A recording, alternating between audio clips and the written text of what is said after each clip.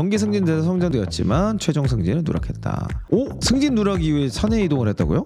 한 달 만에 전혀 원하지 않는 부서를 추가 발령. 상반기 정기 승진 대상자 최종 누락. 근데 지금 여기서 이제 중요한 건 뭐냐면 승진의 기준, 프로세스 이런 걸 우리가 좀 얘기를 나눠야 되는데 윗선의 정치적인 이해관계도 좀 있고요. 부서 간의 이해관계도 좀 있어요. 다양한 이해관계들이 얽히고 설켜서 승진을 좀 결정하게 된 아주 복잡한, 그러다 보니 승진이 떨어졌을 때 그걸 정확하게 얘기하기 좀 어렵겠죠? 단순히 이거를 저거 떨어졌으니까 그럴 거면 나 딴 거 할래 이렇게 하기에는 좀 아쉽다. 본인 스스로 왜 그곳에 갔는지 답을 찾아내라. 이거는 안 좋은 사인인데요. 자, 4년차이시고요. 라이데리님이십니다. 회사에서 시그널을 보내고 있는 건가요? 네, 이렇게 질문하셨는데 세 줄 요약. 정기 승진돼서 성장되었지만 최종 승진은 누락했다. 승진 누락 이후에 사내 이동을 했다고요? 한 달 만에 전혀 원하지 않는 부서를 추가 발령. 상반기 정기 승진 대상자 최종 누락. 근데 지금 여기서 이제 중요한 건 뭐냐면 승진의 기준, 프로세스 이런 걸 우리가 좀 얘기를 나눠야 되는데 사실 정기 승진 대상자로 선정이 됐는데 최종 승진 누락이 됐다는 거는 나보다 더 먼저 승진해야 될 대상자가 있다라고 판단을 한 거죠. 그게 리더십이건 인사팀이건 이거는 이제 상대평가에 의한 평가이지 않을까라는 생각이 들어요.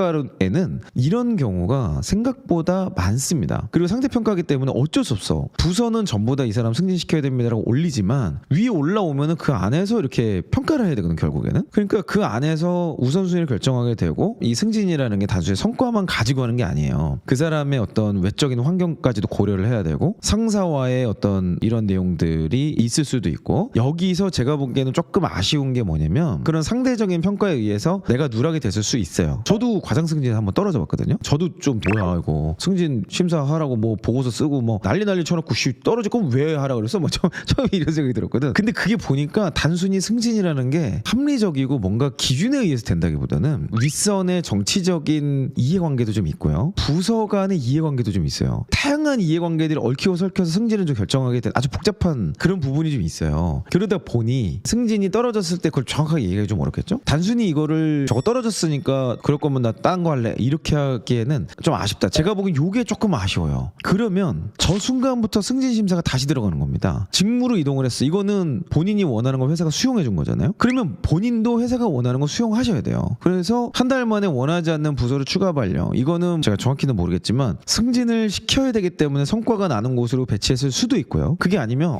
이 사람 와봤더니 4년차 주임의 퍼포먼스가 도저히 안 나와. 딴 데로 가야겠다. 이렇게 해석했을 수도 있어요. 제 생각에 여기서 지금 단추가 그렇게 껴진 것 같은데. 그러니까 내 객관적인 성과를 봐야 돼요. 동기들의 그것과 비교해서 객관적으로 어땠냐. 근데 그게 별 차이가 없었다. 그러면 왜 떨어졌는지 한번 물어볼 수는 있겠죠. 여기에서 한번 피드백을 구체적으로 받아봤으면 어땠을까. 요게 좀 아쉽네요. 이건 물어볼 만한 사안이거든. 80%가 승진을 했는데 내가 왜 하위 20%냐? 왜 나는 승진이 안 된 거냐? 알려줘야 내가 보완을 하지 않겠냐? 그 내용이 없이 넘어간 게 좀 아쉽네요. 이게 너무 일반적이지 않거든요. 그 상황에서 이동을 요청을 해서 그게 반영됐다. 네, 이거는 안 좋은 시그널에 해당된다고 봅니다. 게다가 거기 가서 지금 미안해 또 이렇게 얘기하면 또 너무 상처받으려나?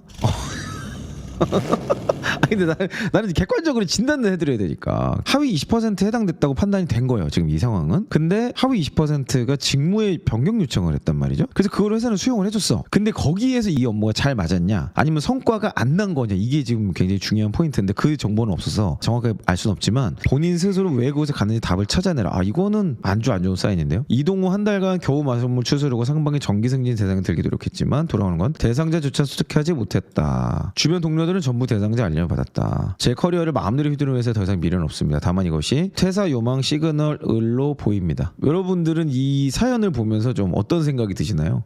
마음 아파서 지금 말도 못하고 있구나. 지금 말도 못하고 있어. 저는 이직이 답이라고 봅니다. 승희님 이미 회사와 어느 정도 갭을 확인한 것으로 보입니다. 직무를 바꾸기도 쉽지 않을 수 있고 새로운 기회를 받는 데에 대해서 어려울 수 있습니다. 새로운 기회를 찾는 것이 어떨까요?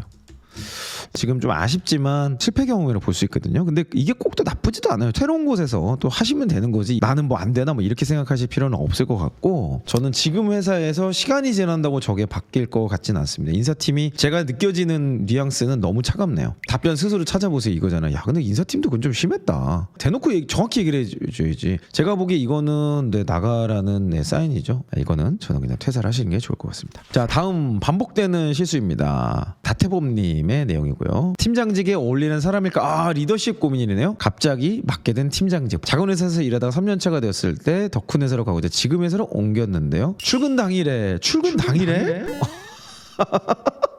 야 이건 너무했다. 제가 합류된 팀의 중간자가 없다는 점과 경력, 나이가 어느 정도 반영해서 그렇게 결정했다고 하는데, 이거는 회사가 너무 잘못했다. 여러분, 승진이 좋은 게 아닙니다. 실력이 안 되고 리더십이 안 됐는데 승진을 그냥 덜컥 시키잖아요. 그거는 무조건 퇴사합니다. 100%. 지금 커리어를 바꾸는 큰 전환이 있는 거 이 회사도 알았을 거거든요. 근데 그거를 리더십까지 마친다? 이건 정말 회사가 잘못한 거예요. 주먹구구 1년 그렇게 수락된 팀장 생활은 너무 그렇지 이럴 수밖에 없다니까. 이게 직무도 알아야 할 것 없이 투성이인데 위 직속 상사는 거의 일을 안 하는 사람이 성과에 밀려 퇴사했고, 남아있는 친구들을 지켜야겠다는 또 훌륭하신 분이네. 탁월한 리더들은요 공통적으로 자신의 리더십 때문에 괴로워합니다. 우리 팀원들을 이렇게밖에 이끌지 못하는구나, 어떻게 더 잘할 수 있을까, 이런 고민에 언제나 스트레스를 받아요. 물론 이제 실력이 동반돼야 됩니다. 실력 없는 리더십이란 건 없어요. 저는 이거 뭐 좋은 자질이라고 보고요. 그럼에도 무너져가던 팀을 정상궤도로 올려놨고 여러 가지 해내며 만족스러운 1년을 보냈다 생각했습니다. 잘하셨네요. 이거 뭐 드라마 같다. 그런데 그러던 어느 날 빰빰빠바밤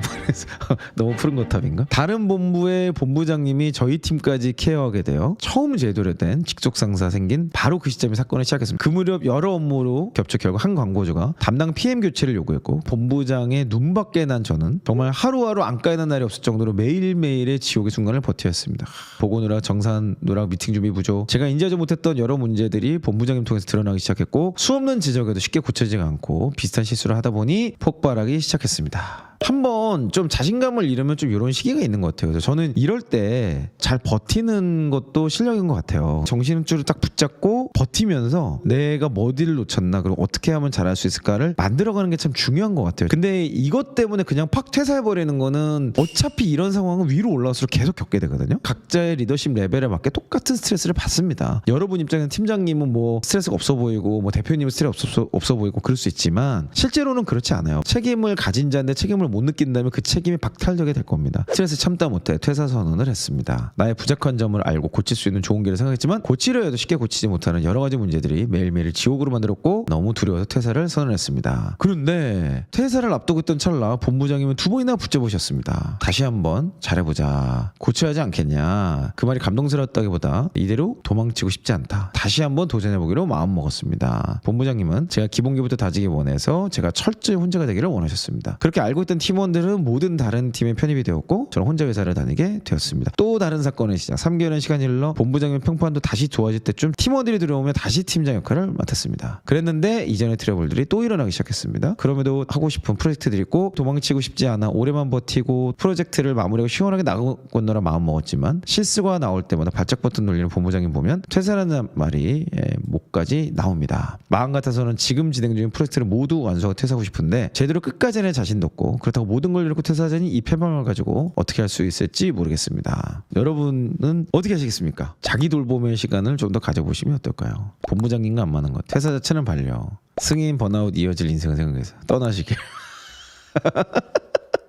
저는 반려입니다. 회사에서 요구가 있습니다. 기여할 수 있는 여지가 분명히 있다. 그리고 어떤 면에서 그 기획과 프로세스 관리를 보완하면 충분히 해결할 여지가 있어 보입니다. 회사가 왜 팀장을 하던 사람이 혼자 일하게 하는 게 배려라고 말하냐면, 팀원들의 프로세스까지 다 관리하던 사람이 자기 거를 관리하는 건 당연히 더 쉽겠죠. 그걸 하면서 자신감도 좀 회복하고 기획력과 프로세스 이런 부분들에 대해서 보정을 하고 다시 도전을 하시는 것이 더 좋지 않을까 생각이 들어요. 지금 일단 회사에서는 같이 가보자라는 입장이기도 하고 더 큰 회사로 가고자 도전하신 것이기 때문에 지금 퇴사했을 때 또 하나 중요한 기준이 있을 수 있죠. 중요한 기준은 경력 기술서입니다. 그래서 이직을 시도해 보시는 것 자체는 나쁘지 않아요. 근데 이것 때문에 퇴사를 하시게 되면 경력 기술서가 애매하고 이직이 또 생각처럼 쉽지 않을 수도 있습니다. 물론 뭐 잘 될 수도 있죠. 사실 저는 작성하신 내용에 조금 답이 있다고 보는데 이 프로젝트를 마무리하고 시원하게 나가겠다. 저는 이거를 목표로 삼으시는 것도 나쁘지 않을 것 같아요. 나 이때까지만 버티면 돼 라는 거를 심리적인 마지노선을 정하면 좀 버틸 수 있거든요. 내가 이렇게 패배감으로 가고 싶지 않다는 거를 이미 되게 다양한 곳에서 어필을 하셨어요. 이걸로 필살기 만들면 진짜 스토리가 되는 거죠. 할 수 있어요. 타임트래커부터 좀 써보세요.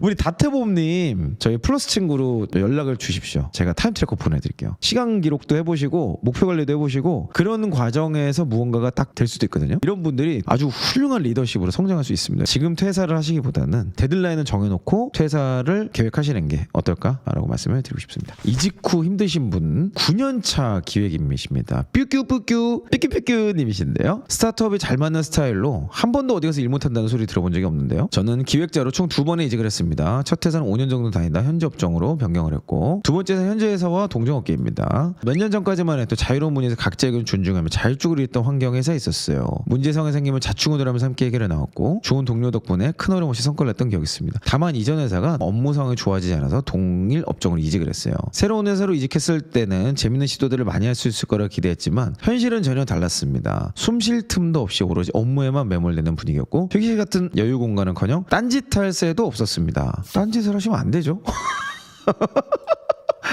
아니 왜 딴짓을 하려고 그래. 이건 잘못된 거잖아. 대표님도 저 같은 포지션 출신으로 과거 실무 경험 화려하시지만 손을 떼신 지 오래됐고 시장의 트렌드나 회사의 규모도 본인이 실무하던 상황과 많이 다른데 본인의 곤조가 너무 강하고 딱딱한 업무 방식만을 고집하고 계세요. 특히나 회사 사정이 어렵다 보니 비용을 써야 하는 업무도 비용을 절감하여 진행할 수밖에 없고 근데 그거 당연한 거 아닌가요? 대행사를 이용하는 것도 쉽지 않아요. 대행사를 안 쓰는 게 진짜 실력인데? 혼자서 A to G를 다 쳐내야 하는데 업무를 추진할 수 있는 권한은 없고 이건 좀 이슈네요. 기대치는 높고 성과가 나올 수 없다. 성과가 나올 수 없는 원인이 지금 빠졌는데요. 게다가 몇 년 내부적으로 구조조정을 진행하면서 제 부서를 아예 없앴다가 다시 만난 상황이라 내부 프로세스가 인수인계 데이터가 전혀 남아있지 않아요. 유관부서 담당자에 하나하나 물어봐야 될 상황인데 기존에 계셨던 분들은 그런 질문조차 귀찮은 모습입니다. 이 과정은 제 신뢰도도 계속 떨어지고 사람들 사이에 저 사람 곧 나갈 거라는 분위기까지 형성되고 있어요. 이렇게 매일 출근하는 것이 숨막히고 극심한 스트레스 다가오면서 능력에 대한 의심이 들고 정신과 상승 요게 힘든 거네요. 제 개인의 문제가 아니라 과도한 업무 강도와 불안정한 조직문에서 비롯된 것인 걸 알면서도 앞으로 어떻게 해야 할지 막막하게 그지없습니다. 그래서 계속 다녀야 할까요? 저는 승인입니다. 이미 심리적으로 무너져서 회복의 시간이 필요하고 다른 곳에서 새롭게 시작하시는 게 좋을 듯 됩니다. 스타트업이 잘 맞는 스타일이라고 처음에 말씀하셨거든요. 근데 뒤에 있는 내용은 사실 지금 전혀 다른 얘기예요. 히스토리 없이 일을 못한다는 스타트업이랑 굉장히 동떨어진 얘기죠. 없으면 없는 대로 그냥 그 상황에서 새롭게 기획하면 되는데 지금 그 내용을 안 하시는 다른 이유가 있겠죠. 여기 이제 아마 뭔가 없는 다른 정보들이 있을 거라고 생각해요. 연차나 직무를 봤을 때는 회사가 지금 어려운 상황이면 당연히 비용을 줄이면서도 그 안에서 뭔가 성과를 낼 수 있는 아웃풋을 내기 기대하고 아마 채용을 했을 확률이 매우 높단 말이에요. 근데 그 부분에 대해서 뭔가 좀 미스가 일어났던 게 아닌가 생각이 듭니다. 근데 이제 그럼에도 불구하고 제가 지금 그냥 승인을 해드리는 이유는 이미 이 상황이 됐기 때문에 그렇습니다. 이거는 버틸 만한 문제는 아닌 것 같습니다. 승인을 해드립니다.